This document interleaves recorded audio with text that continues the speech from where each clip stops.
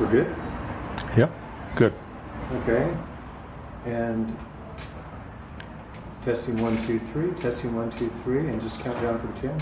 10, 9, 8, 7, 6, 5, 4, 3, 2, 1.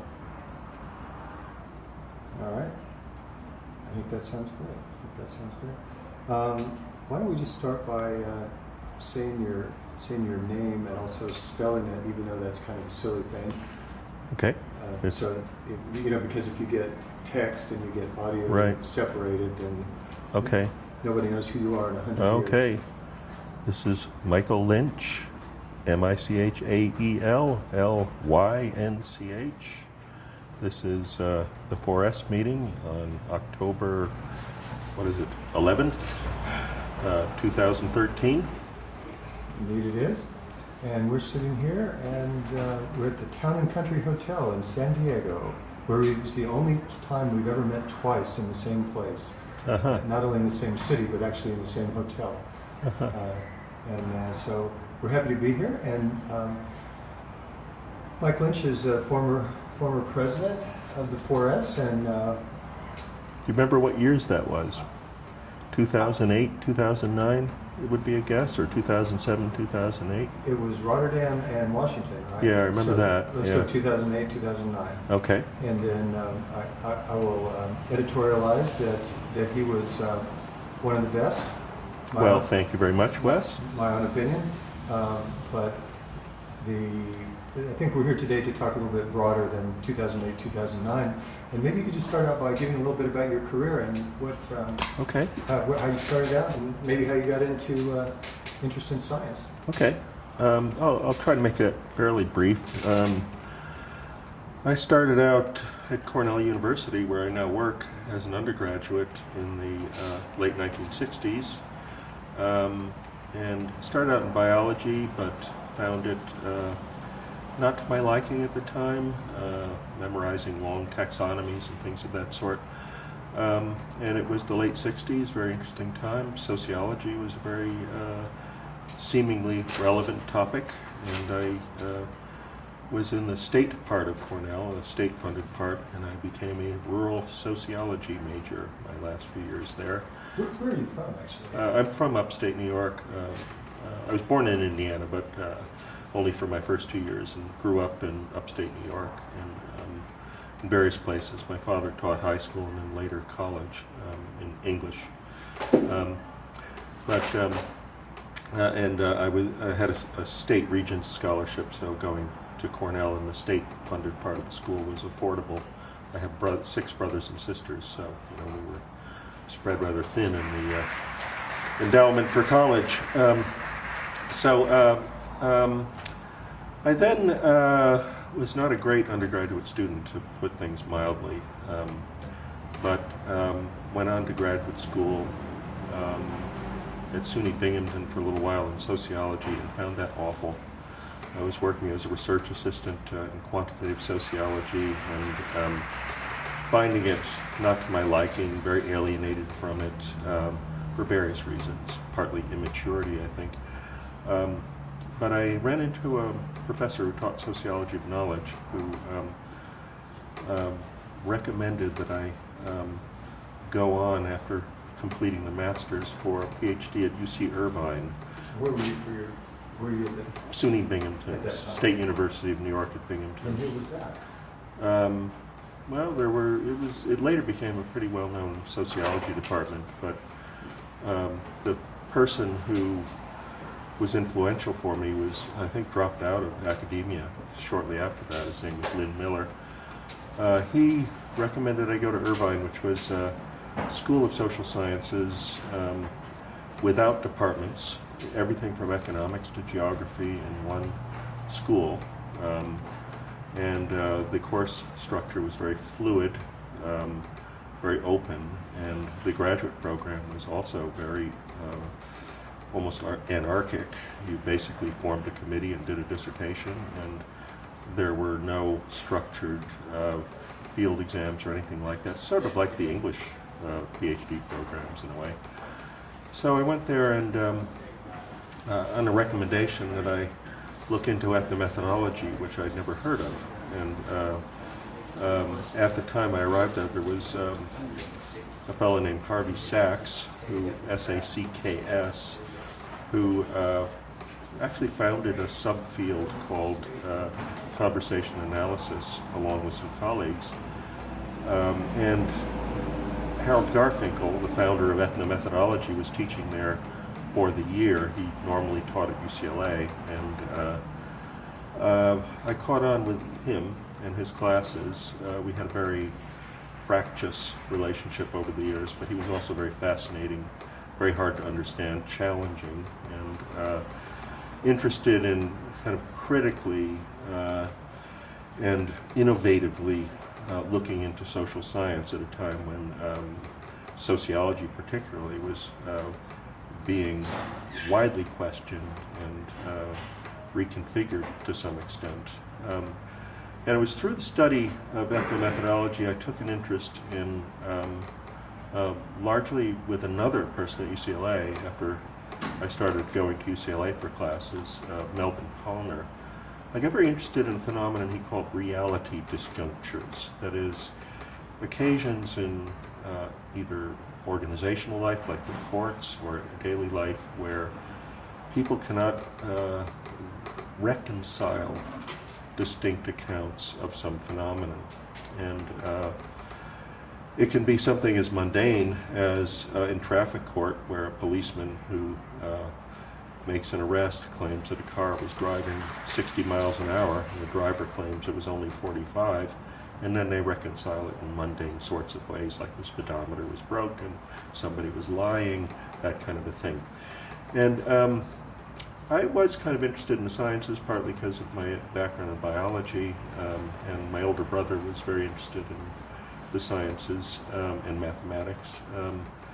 And I took an interest in reality disjunctures in the sciences, originally looking at the history of microscopy and some of the accounts in the Royal Society of Leeuwenhoek's initial discoveries. And one of the faculty at Irvine, Lewis and Aaron, suggested that I study contemporary cutting-edge science. And I talked to a few members of the biology department at Irvine, and they eventually hooked me up with a guy named Gary Lynch, namesake, no relation, who was reputed to be at the time on the way to a Nobel Prize. He never quite got there, but he was a very innovative, interesting member of the psychobiology department who was doing brain anatomy. And I started in ethnography and did my dissertation on an ethnography of largely the use of electron microscopes in that lab. And it was through that work that I discovered that this was the late 1970s, that this kind of research was becoming novel, interesting. I've met Bruno Latour, Karen Norsatina, towards the end of the time I was writing my dissertation. At the end of the 70s? Yeah, wow. And so I completed my dissertation in 78. It ran into some trouble with the library because my use of jargon was so thick, and the thing was badly typed that it cost me another 3 months of registering. But by then I went on to a postdoc, and the dissertation was filed in 78, 79, which was when these ethnographies first started becoming public. And I began to meet others doing that kind of work. I think I went on to a postdoc in criminology, actually, in Toronto, and looked at the courts and disputes in the courts, again, often over very mundane sorts of things, using tape recordings, as I did in the laboratory, and analyzing them using ethnomethodological, conversation analytic sorts of procedures. And did this with materials from the courts, and did that for about a year before going back to UCLA for a postdoc in sociology of mental health. At that time there was no STS really, and I was basically trying to find when was that? So that was 70, it was 79 I started at Toronto, or 78 I started at Toronto as I was finished, after I'd finished the dissertation. Postdoc in that. And then, no, the postdoc in criminology was 78, 79. I had a 2-year postdoc at UCLA right at the start of 1980, running through 82. And this was on community mental health. I ended up doing an ethnography of a neurobehavioral clinic and wrote some publications on that, which was really the ticket for getting me some jobs. My first real job started in 1984 in Walla Walla, Washington at Whitman College, and I was there for 3 years in a small sociology department at Liberal Arts College. And then a colleague, friend of mine, Jeff Coulter, managed to get me hired at Boston University in 1986, I think it was. And at that time, I'd been going to Boston in summers to do a research with Samuel Edgerton, an art historian I'd met in a Paris conference that Latour and others organized on visualization, and he and I did a study of astronomers. I'm sort of going back and forth, but while I was at UCLA, I worked with Garfinkel on a study of a tape recording of a pulsar discovery, and we collaborated on a paper with another former student of Garfinkel's, Eric Livingston, on a paper on the optical pulsars. So I was getting into astronomy as well as all these other subjects, the courts, mental health clinics, where there are case conferences about complex neurobehavioral disorders.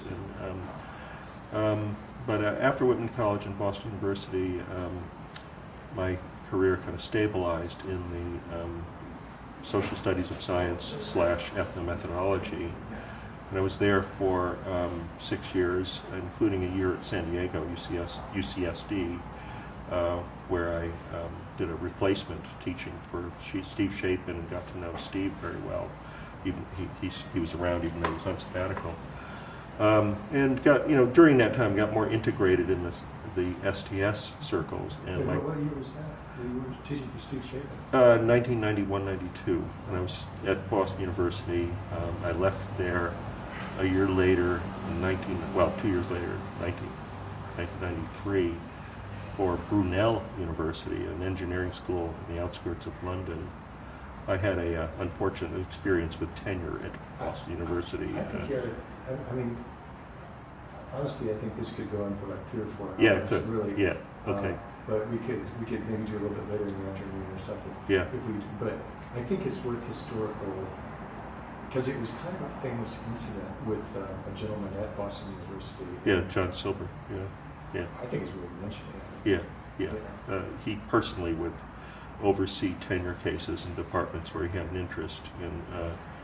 He and his Epigenies basically blocked a faculty vote and at various levels, and so I was out. And when I knew that I was going to be out, I took this job at Brunel in a department that Steve Woolgar was in. And Steve and I had collaborated on this edited volume on representation in scientific practice, and I knew Steve from back in late 1970s, and he was a good friend. At Brunel, I was in a human sciences department that and had some very good people in science studies, including Alan Irwin, who became a very good friend of mine, and Steve, and a few other people who aren't that known in science studies. And that was, I was there for 6 years. I enjoyed it, and got an offer at Cornell in 1999, and found that very compatible department, and I've been there ever since. So the short version of this is I bounced around a lot. I think my career was definitely rescued by the fact that STS and the kind of work I did became rather well regarded for a while in the late 80s, early 90s, and that provided much. So the quick version would be you were starting at Cornell, went to Binghamton, went to Irvine, went to Toronto, and then back to UCLA. Toronto, and that was postdoc. Yeah, right? at Irvine, I worked with two members of my dissertation department field committee were at UCLA, so I was I had the advantage of the very flexible program at Irvine, and as well as the well-known people in my field at UCLA. And then I went back as a postdoc at UCLA and worked with Garfinkel on the Pulsar project, as well as some mental health sorts of issues. Yeah, I mean, to me, the Pulsar project was kind of famous, that Mike was saying, just a word about that. Or do you Yeah, consider it was an interesting project. I mean, what it was a tape recording that actually Steve Woolgar alerted Harold Garfinkel on, and it was about a 20-minute tape recording of three astronomers at Kitt Peak, who inadvertently, supposedly, recorded their voices while they were recording electromagnetic data, while they happened to hit upon a reasonably significant phenomenon. It wasn't a Nobel Prize level phenomenon like the radio pulsars were. But, it was, treated at the time as a very rare instance of a quote unquote moment of discovery. And so I transcribed the tape and worked with Garfinkel to work through some of the themes of how the mainly two astronomers plus a night assistant came to realize that the phenomenon they had been pursuing with a combination of optical and electronic equipment was manifesting before their eyes, literally. And they went through a series of runs to check on the equipment, and were, by the end of this 20-minute tape, satisfied that they had it and celebrating it, and then they were going to publicize it. Now, of course, there you can find many instances where astronomers or whoever are satisfied that they've got something, and then it later turns out not to be, and that was an issue with Harry Collins in a friendly debate we had with him about that. But nonetheless, it was very interesting to see the details of the exchange tape recorded. Garfinkel and I had plans to do more with it to try to reconstruct the visual phenomenon, but I interviewed one of the astronomers. We interviewed on phone the person who was not there who built the equipment, a guy named Don Taylor, and we had the ambition of reconstructing the machinery and reperforming the experiment, but we never got close to doing that. And so that single paper plus a bunch of notes that I still have were basically all we ended up with. But so what was the basic point of that? The basic point of that was the multiplicity of avenues. Well, it was partly to see of course, in STS, the idea of a moment of discovery is widely disbelieved, criticized, because of the contingency of validating that was retrospectively the moment of discovery. But in a smaller space, you can see partly through the dialogue of the voices and the tension in the dialogue, this tussling with the notion of whether they are making a discovery or may have made a discovery, or could be making a discovery, or aren't making anything at all, right?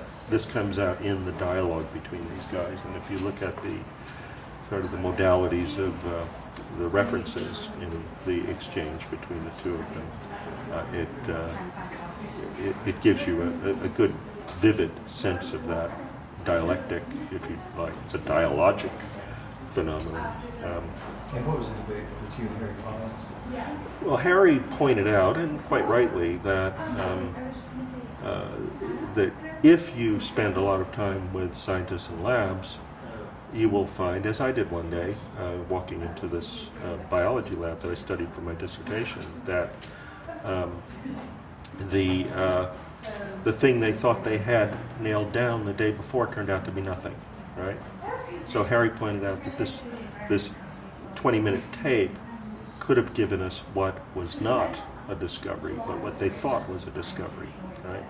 So that the larger community still, the validation or the certification or the acceptance, however you want to put it, of the discovery by the wider community was still hanging in the air in the tape. I couldn't really dispute with that, but the argument I made, and he actually accepted this, is that the possibility of discovery is what we were dealing with, and the shifts in the way that possibility was dealt with in the particular framed 20 minutes that we had. And so it wasn't as though discovery was irrelevant. Certainly we wouldn't want to claim that what we had on tape was the making of a discovery. I mean, that would be an absurd claim, because formally what we would find on the tape could be found where they thought they were making a discovery. Another actually colleague, good friend, critic of that notion, Gus Brannigan, Augustine Brannigan, who wrote a very good book on the social making of scientific discoveries, kind of worked out some of the what he called logical grammar, logic of discovery, where it's almost like the logic of establishing a patent, that it's unprecedented, that it's novel, that it's big enough to count as a discovery rather than something trivial, is something that you can't really capture on tape. These conditions are worked out. You can find them as relevancies in a tape dialogue, but they certainly aren't. They apply more broadly than that. Well, that's all very good. So moving forward, so you were positioned really in what some people would consider to be the kind of origin of, or at least the early stages of 4S and STS. Mm-hmm. And laboratory studies. And, laboratory studies. And I think we had Karen Knorr's interview already. Yeah. So we have a bit of a discussion about laboratory studies. Okay. A little bit. Yeah. And, Yeah, I mean, one argument that's made by the people who, Latour and Bulgar, and I think Norsetina also, is that kind of interesting that at that time there were actually 4 studies. Sharon Trawick was the 4th one, going on in California, of different fields. Protein chemistry in her case, in Norsetina's case, physics, particle physics in Trawick's case, and then the microbiology in Latour and Woolgar, and then mine was kind of a neurobiological neuroanatomy at that time. And we were working relatively independent of each other. I didn't really know of the other work, and I think it was certainly they didn't know of me. And the studies are very different from one another, but there are some common themes that are often rehearsed in STS these days about the contingencies of the methodic events that you see. I don't like the term messiness in the lab, because I think it's just a different modes of ordering that are at issue, but that the canonical accounts of science don't give you this access to the practice, the interactions, the historical contingencies that you see in vivid detail in these kind of studies. I think the studies have been quite reified, and there's a lot more to do at that level than is given credit for these days. Park Dewing, one of our former students at Cornell, has written about this kind of critically, about what exactly did the laboratory studies demonstrate. I think that's still an open question. They're often taken for granted as having shown that, as what came up in one of the sessions today, that science is co-production all the way down, right? Okay, so that doesn't solve what are still very open epistemic and ontological questions that I think are quite vivid and interesting when encountered at that level. So I think there's a lot of stories here to be told. But the thing that I think, to be honest, what happened on these interviews is, for a while, the presidential interviews, for a while they were actually not a private site, because I guess we didn't think of it, because we figured nobody knew it was there, so it was more or less private. And then we discovered that there had been a lot of hits on this site, and we thought people really like these interviews. But then I think somebody pointed out these interviews haven't been approved, so we took it down, and of course everything's what people like, they don't really just like hearing about your presidency. Yeah, which I haven't talked about. Right. They really, I had one student say, is it okay to use these presidential interviews for my master's district, my master's paper, because I'm finding it very fascinating. You know, and they want to know the intellectual history as podcasted by you. You know, that's really what they're more interested in. Well, I was interviewed yesterday by a Russian PhD student who is interested in this kind of history. Already has it sort of classified in various categories. And then there was also a very excellent undergraduate thesis done at York University recently about the history of the Edinburgh School. You know about that. This stuff is becoming, now that it depends on where you would date STS, and I think that's an open question. But if you date it back to the 70s, we're now, well into the fields, middle age, But the Russian student has audiovisual materials. That's what he's doing. No, he's recording tape recording the interviews with people he sees to be, significant in the what he calls the classical STS era. I'm just wondering if he would want to use our digital platform when it ever happens. I don't know. To put the data up. And maybe you could get us in touch. And I could, I'd have to look up his name. It's my memory for names is really bad. And the other thing is, I guess, I don't know, should we talk about, we should talk about your Cornell. Cornell's the first time I worked in a STS department, which, was very, very nice opportunity. There aren't very many, programs that are of that size that are dedicated departments to science and technology studies, and so I was, very happy to work with that. I knew Trevor Pinch quite well, and he was, I'm sure, one of the people who helped get me hired there, and I also knew Peter Deere a little bit by then, and several of the others. What about Sheila? Sheila was gone by then. I was moving into the space she vacated. We didn't overlap with Sheila. No, she was gone by 2 years when I arrived. It was actually her position. You arrived in 1999. Yeah, and she left in, I think it was 98 or 97. So it took a couple of years to fill the position. I wasn't hired as the chair of the department or anything, but I was, hired as a full professor, which at Cornell is pretty unusual. There actually were two positions open at that time. Hélène Mialet also was hired in a junior position at that time. And how big was the department then and now? It's about the same size now. It's, it depends on who you count, because there's a number of jointly appointed faculty, and their involvement in the department is variable, but 14, 15 active members, plus usually between, say, 22, 25, 26 graduate students who are in the program at a given time. We only met 3 or 4 a year, sometimes 5 at a very rare year, so it's small, and it's only a PhD program, no master's programs.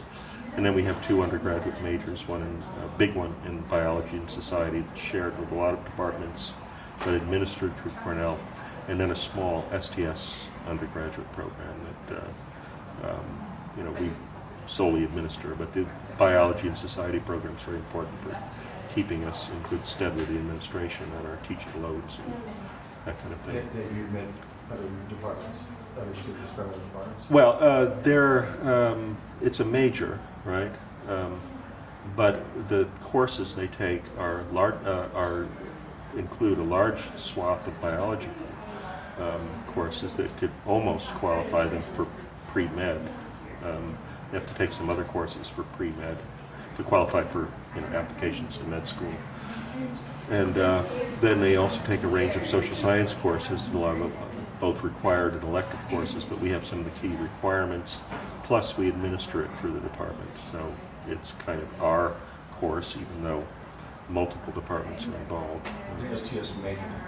No, the biology and society major. The biologist? Yeah, STS is our major. That's, yeah, more conventional type Okay. of arrangement, yeah. Okay. What about, I think it's very significant to mention not only your 4S involvement, but your editorial involvement. Mm-hmm. And again, I would say one of the best editors ever. And Social Studies of Science is the main one I know. Well, there haven't been too many. But, yeah. The journal is a very interesting journal. It goes back to the Edinburgh Science Studies unit, co-founded by David Edge and Roy McLeod in 1971. Roy was co-editor for at least a decade and a half or so, but David was certainly the key figure in maintaining that journal for 30 years. I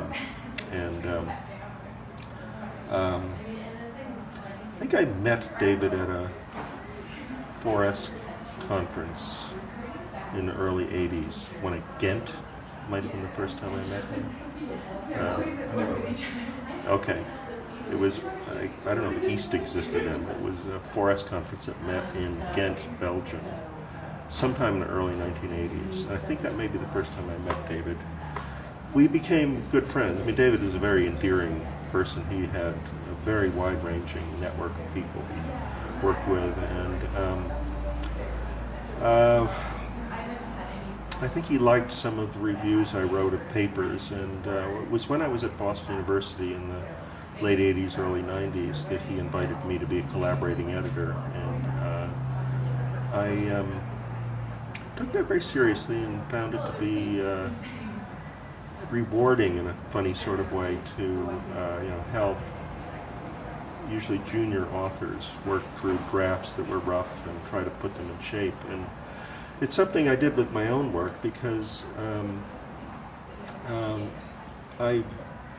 if you were to read my dissertation, you'd find that it's written in really abstruse ethnomethodologies, jargon, and I can still write like that when I want to, and I think there is a point to doing that sometimes, but I really did work on my writing to make it more accessible, and I think that struggle is something I impose on others as an editor. But it was after about 10 years of working with David. I think he had about a 10-year bout before he died with non-Hodgkin's lymphoma, and so he knew that he could have to give it up abruptly, and he did tentatively kind of groom me to be his successor as editor, although I had to be approved by the editorial board and so forth, and so I was ready to do that. It was partly too because when I was working in England, I worked closely with him. Even though Edinburgh and London were far apart, it was still the other. What? Where's Brunel? It's in the greater London area, to the west of London by about 15 miles, the center of London, and it's an engineering school. It's named after Isambard Kingdom Brunel, who built the Great Western Railroad and Paddington Station, and yet the social science school and the human sciences department were actually quite a strong part of it, and we happened to have this cluster of science studies people, plus some others who went through, like Roger Silverstone and Nick Rose went through Brunel, and so it was kind of a resting place for people for a few years, and Steve Woolgar was there for more than 20 years. He really liked it there as well. Yeah, and of course was very influential in bringing some of the others of us in. Yeah, it's not a known school at all. It's not a particularly distinguished English university, but we did have a strong group of people in science studies. And so you were telling the story of the editorial. Yeah, that it was through David and kind of cultivating, getting groomed really to take over in case he abruptly got sick or died or whatever, or had to give it up. And it was about less than a year before he died that I did take it over, and he unfortunately died very abruptly, as you know. But this was after he was editor. And one of the curious things that David did was he offered to be the copy editor for the journal after he retired as editor. So. In that year. Yeah, and so it was only for a period of maybe 9 months or so. He would actually do the job of copy editor that the publisher would do. And didn't he, these detailed notations? Yeah, he'd do it by hand. But didn't he do it earlier? Yes, he when did. was edited? He did. Or he just wanted to leave the copyright to you and nothing else to do? But he loved copy editing. And he was very good at it, of course. And he wanted to keep doing that after he retired as the editor. And he did keep doing it. And it relieved me of the burden of having to do even, that much. And then when he died, it left me with kind of a dilemma, which was, do I want to then trust the publisher to do what they couldn't do, which was copy edit at the level that David did? And so I decided I would do it. And I did. And so And that's what takes 4 to 10 hours on every manuscript? I don't know what the average was, but of published manuscripts, it probably averaged out to 8 or 10 hours. Yeah. So that figure was quoted at the council meeting the other day. Maybe you weren't there yet, but somebody quoted that figure. Oh, really? Yeah. It wouldn't be a bad estimate. I never really tallied it up. Some, of course, are a lot easier than others. Some took an immense amount of time. But it's sort of an education function. That's what I understood from David, and I think it's an interesting one. Most people appreciated it. I got some flack from a few people, but that I was kind of encroaching too far with the copy editing. Because it isn't just a matter of fixing syntax or grammar. It's I could never resist fixing thinking. You know what I mean? And that's a dangerous thing to do. And so it's a very... And they wouldn't have, you think they probably wouldn't have done it if they thought it was pee on that sage? Yeah, no, they would never, yeah. Or even if... do it since they thought you Yeah, did. yeah. And I hope I did it in a way that was inoffensive. And I would always, I use the edit tracking way of doing it. And, an author can always undo that if they don't like it. And, of course, if they did, I'd go, you can always undo edit tracking. You can see it, right? Right. And so it's not written in stone. You don't just take it. It would be very offensive for an editor to take a text, change it, and not consult the author on every detailed change. Well, you can not see it, but you can also accept. Don't you have to accept or reject? Yeah. So they get to accept or reject. So I took that over, and it's crazy to do that, but I was able to find the time to do it, often late at night, and I could find it now that I could do it, but I couldn't do much else, right? Tired, I could still do that. Listening to music, just do that stuff. Have a couple of beers, I could still do it, that kind of thing. So it's what you can do when normally people would watch television or something. You can do. I can do copy editing. So it was 10 hours that wasn't competing with much else, really. Yeah. Well, let's talk a little bit about Forest. So we at least okay. 2 minutes on it. You have to leave right at 12. Well, I catch the editorial board for STNHV. Well, that's what I'm going to. Okay, But, so yeah. well, it's probably right here soon. Yeah. Unless they're going to be eating. Yeah. No, I mean, I enjoyed the presidency.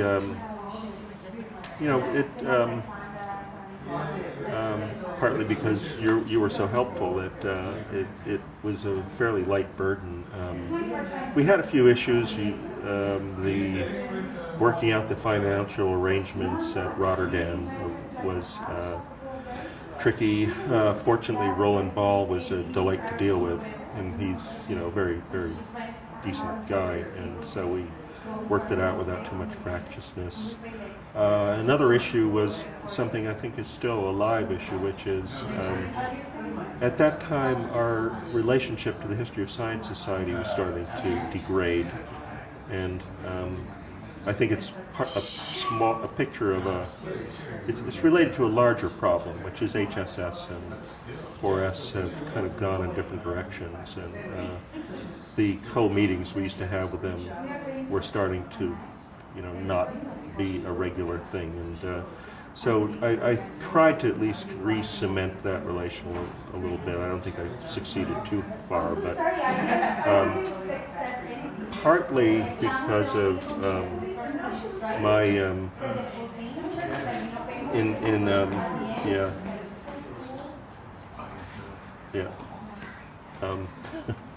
so anyway, partly because when I was in England, working in England, I got to know quite a few historians, many of them associated with Simon Schaffer. And I had a really strong sense that history of science was really important for STS, and it is in our department at Cornell with Peter Deere, Suman Seth, a more recent colleague, Ron Klein, History of Technology, that it's a very important part of our program. We're not STS as you see in the current 4S.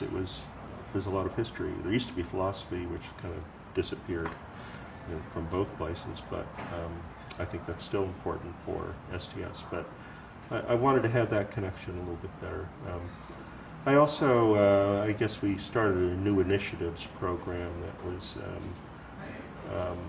that for me was inspired by, there's this International Society for History and Social Studies of Biology does a meeting in between their annual meetings or biannual meetings, or every other year meetings, where they have a kind of extended tutorial for students and with old hands in the field. And I had in mind something like that in between the annual meetings, but it kind of turned into a fund for sort of conferences and things of that sort. But let's go back to that original idea. Yeah, that's what I would like to have seen, but it kind of didn't go there. Edit this tape, yeah, it didn't go there. So, but because I thought that the annual meetings were almost exclusively what 4S did, or at least was known to do, and it would be nice to have something to do in between annual meetings, and we seemed to have a budget that could permit that at that time.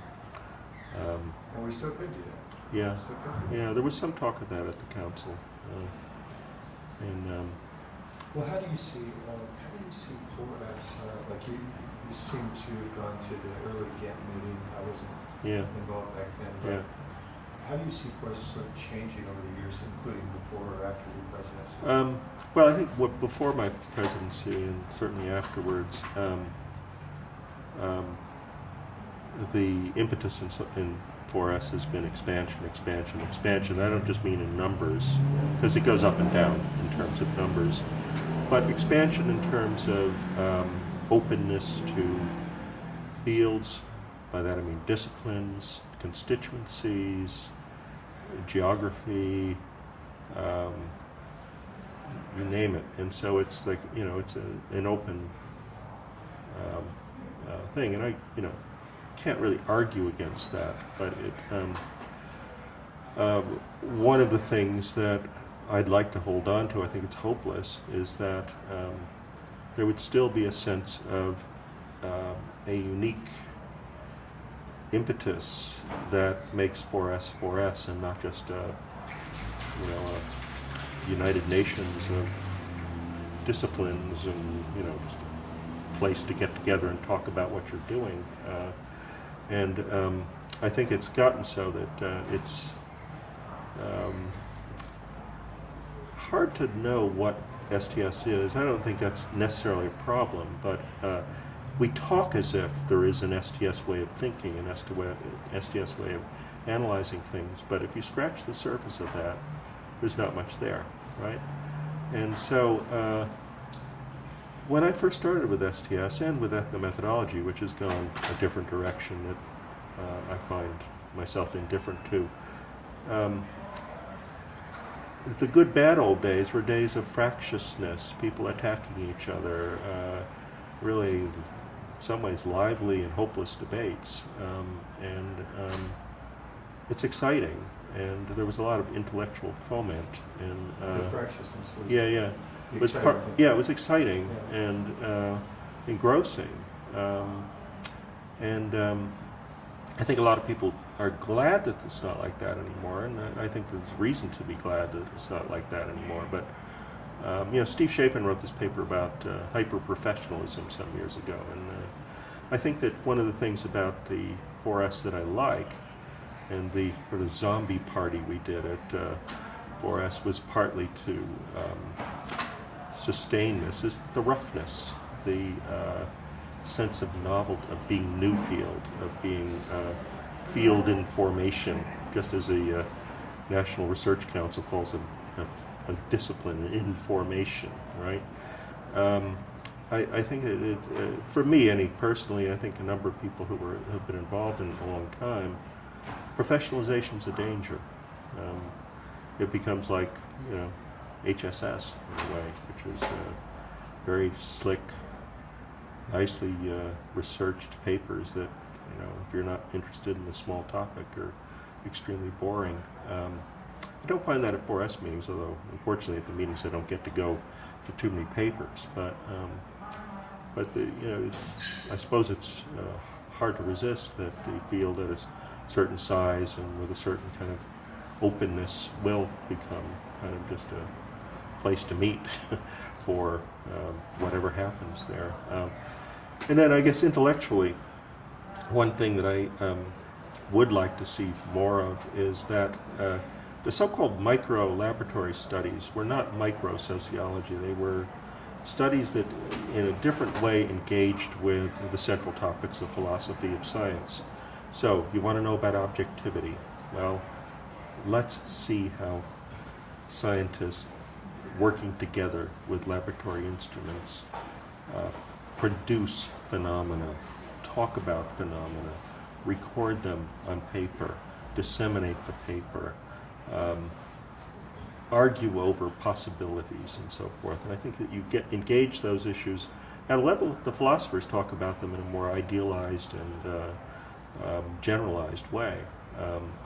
Whereas nowadays, I think it's, for reasons that are quite obvious, environmental conflicts, the politics of science, the governance of science, where science is not really opened up as a topic the way it was in the early days of the Edinburgh School and constructivist movement and laboratory studies.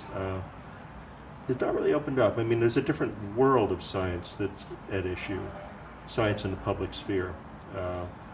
The so-called Mode 2 science, or the publicly engaged science and so forth, whereas a lot of what goes on still is small groups of people in laboratories working through stuff that nobody's heard of, right?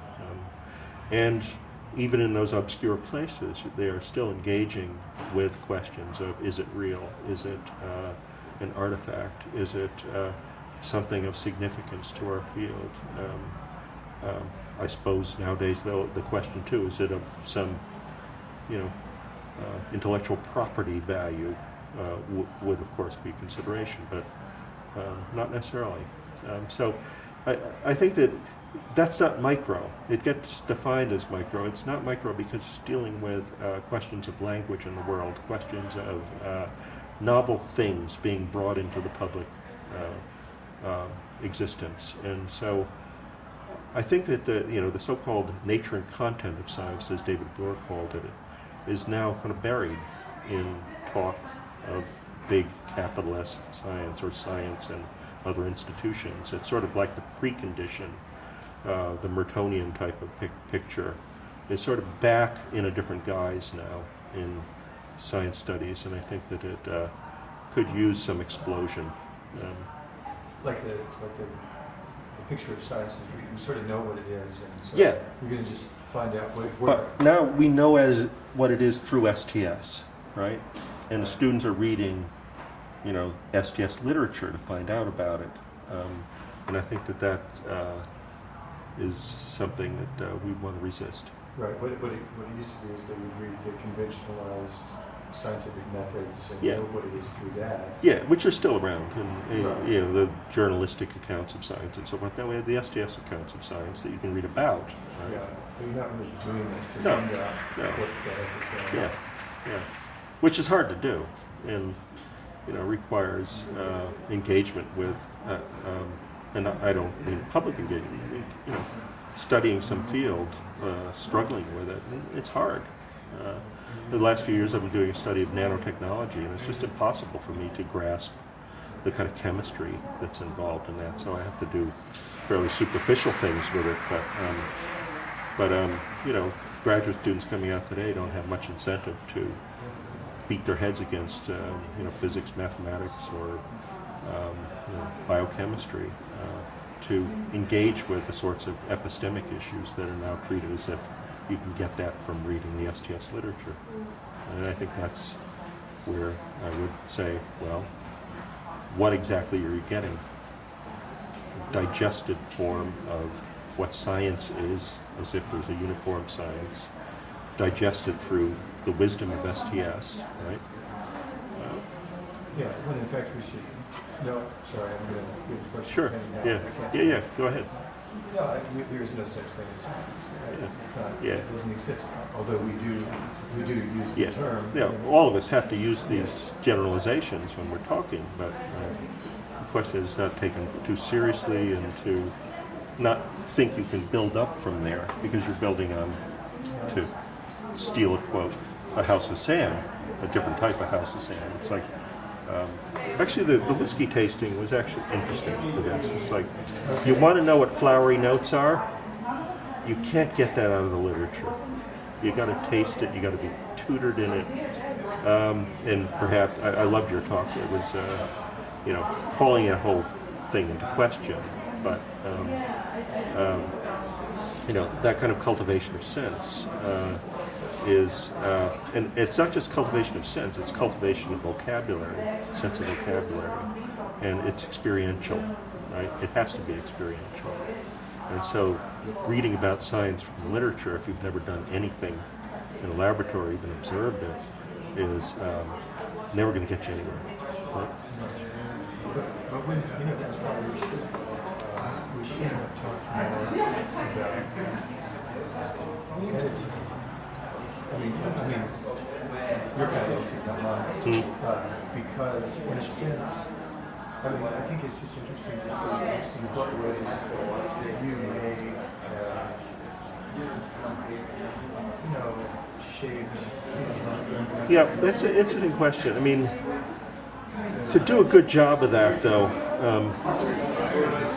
you really have to not try to shape anything. You have to try to allow people to say what they're wanting to say as best they can. And it requires a certain detachment, right? But I did once read, I think it was Alan Seeker who wrote about this. I'm not sure if it was him. Yeah, who does a lot of editing himself. That I think it was him. Wrote an essay about Merton. He said Merton used to spend an inordinate amount of his time reading and editing the papers of people who would send them to him. And it was, he suggested that through that, Merton was, you know, influencing the field in ways that were very invisible. I wouldn't say that I was doing that as an editor of 3S or that David Edge was either. But I think there's a way in which you can attune, particularly a student who's open to being attuned to different ways of putting things, different ways of thinking about things than they initially launch into doing. Now, but there is a certain thing.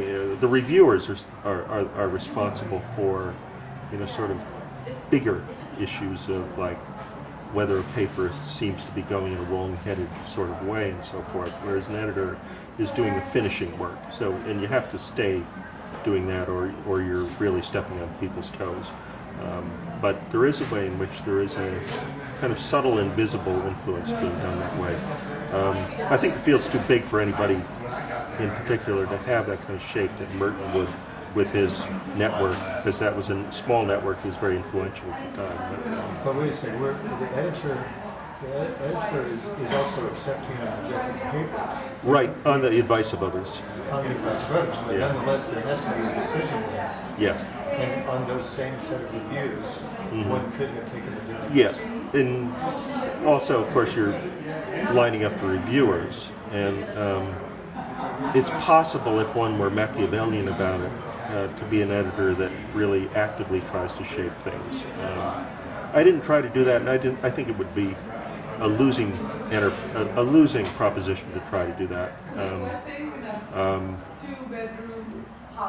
You know, you wouldn't do a good job as an editor if you tried to do that now with that journal. Maybe a new journal in a new field, you'd have to do that, right? But at this point in this field, it's really you're seeing what comes in the door and escorting it out one way or another. You know, you could try to. You know, I don't think even if I had tried to shape the field by lining up reviewers one way and, you know, interpreting their reviews in a very one-sided way, that I'd do other than ruin the journal, right?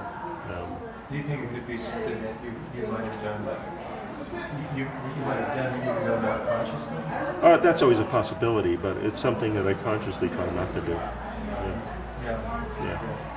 Well, I guess we got to go to this STH Okay. meeting, but I think we should continue later because I don't know. Maybe we should just create a different archive. Thank you very much. Okay, my pleasure. We got to do a different archive because.